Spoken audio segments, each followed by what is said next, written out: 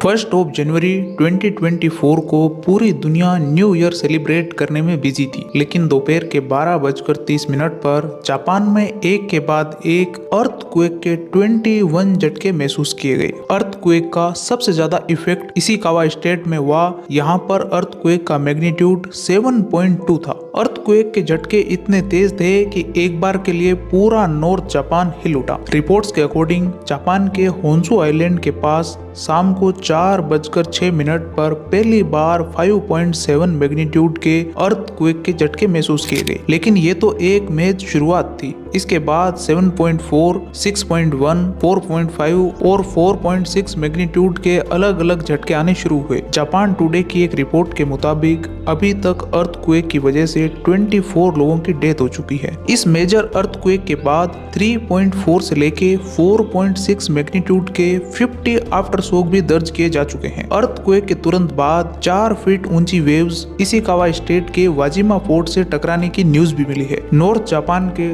36,000 से ज्यादा घरों में इलेक्ट्रिसिटी सप्लाई बंद कर दी गई है। गवर्नमेंट सुनामी आने से पहले लोगों को सेफ प्लेसेस पर पहुंचाने के काम में लग गई है। अर्थक्वेक में मरने वालों का नंबर काफी ज्यादा है। साथ ही प्राइम मिनिस्टर ने बताया कि जगह जगह आग लगी हुई है, लोग बिल्डिंग्स के नीचे दबे हुए हैं। इशिकावा स्टेट में 200 बिल्डिंग्स जलकर खाक हो चुकी है। जापान के डिफेंस मिनिस्टर के मुताबिक मलबे में दबे लोगों को बचाने के लिए आर्मी के 1000 से ज्यादा सोल्जर डिप्लॉय किए गए हैं। 8000 से ज्यादा सोल्जर को स्टैंड बाय पर रखा गया है। अब बात करते हैं जापान के सबसे 4 बड़े अर्थक्वेक की जिसने पूरे जापान को हिला कर रख दिया था। 1 सितंबर 1923 जापान के ओशिमा आइलैंड पर 7.9 मैग्नीट्यूड का अर्थक्वेक आया। इसका ड्यूरेशन 4 मिनट तक था। 1,43,000 लोग मारे गए। जापान में यह दिन डिजास्टर मैनेजमेंट डे के तौर पे मनाया जाता है। 20 सितंबर 1498 इस दिन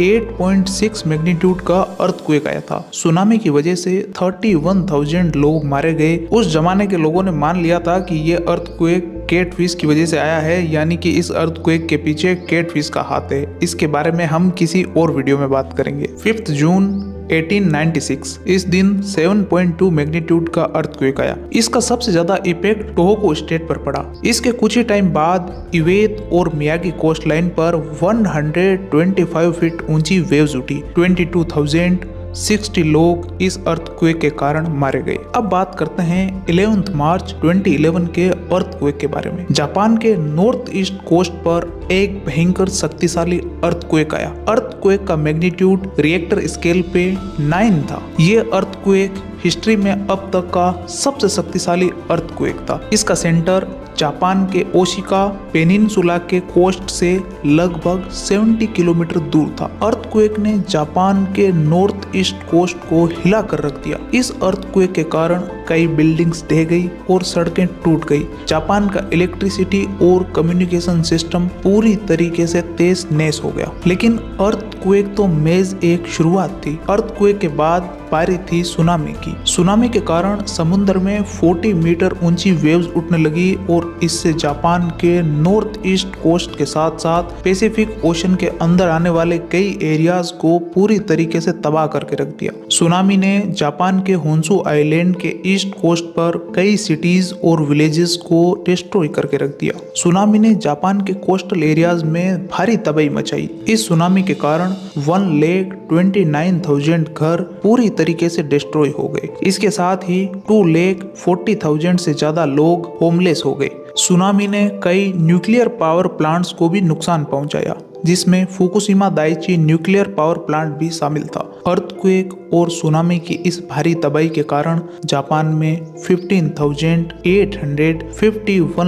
लोग मारे गए। 6,152 लोग मिसिंग हो गए। अर्थक्वेक और सुनामी से जापान की इकोनॉमी को पूरी तरह अफेक्ट किया। सुनामी से हुए लॉस का एस्टिमेट $235 बिलियन से भी ज्यादा था। जापान गवर्नमेंट ने अर्थक्वेक और सुनामी से हुए लॉस की भरपाई के लिए एक रिलीफ और रिकंस्ट्रक्शन प्रोग्राम स्टार्ट किया। 2011 की सुनामी एक विनाशकारी प्राकृतिक आपदा थी जिसने जापान को तबाह करके रख दिया। अब जानते हैं सुनामी क्या होती है और क्यों आती है। समुद्र में आने वाले अर्थक्वेक को सुनामी कहते हैं। समुद्र के अंदर कई टेक्टोनिक प्लेट मौजूद है जब एक प्लेट दूसरे प्लेट से टकराकर उस प्लेट के ऊपर या नीचे जाती है तो समुद्र के पानी में हलचल पैदा होती है। इसी हलचल की वजह से समुद्र में विनाशकारी वेव्स पैदा होती है। ये लहरें तेजी से बढ़ती हुई कोस्ट लाइन से जाके टकराती है। कई बार ये लहरें समुद्र के बीच में 200 किलोमीटर लंबे एरिया और कोस्ट लाइन के किनारे पे 50 फीट तक ऊपर उठ जाती है। जब भी भूकंप के बाद सुनामी आती है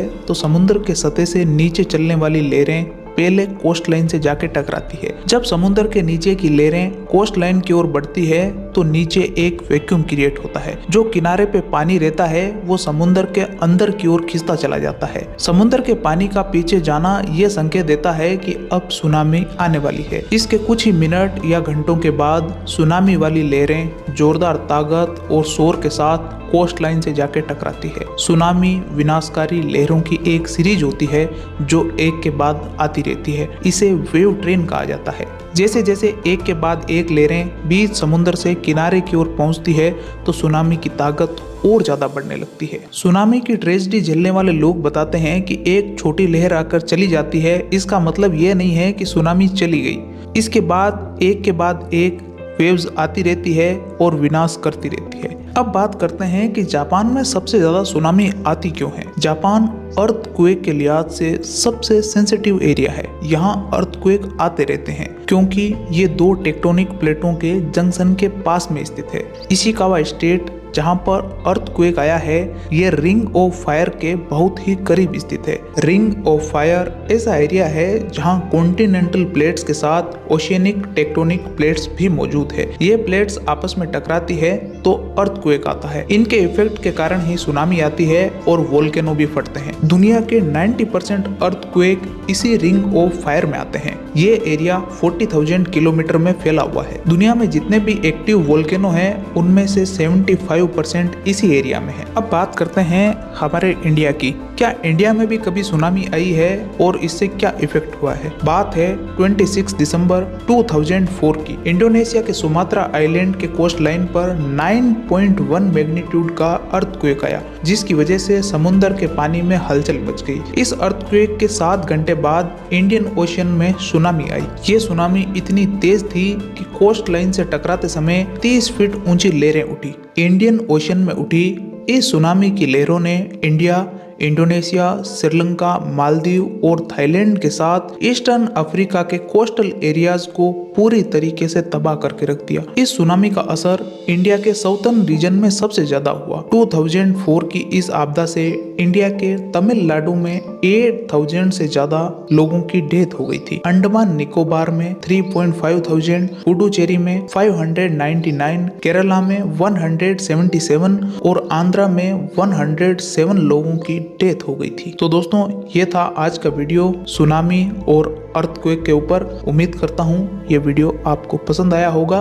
मिलते हैं किसी नेक्स्ट वीडियो में। आपने अपना कीमती समय दिया इसके लिए आपको बहुत बहुत धन्यवाद।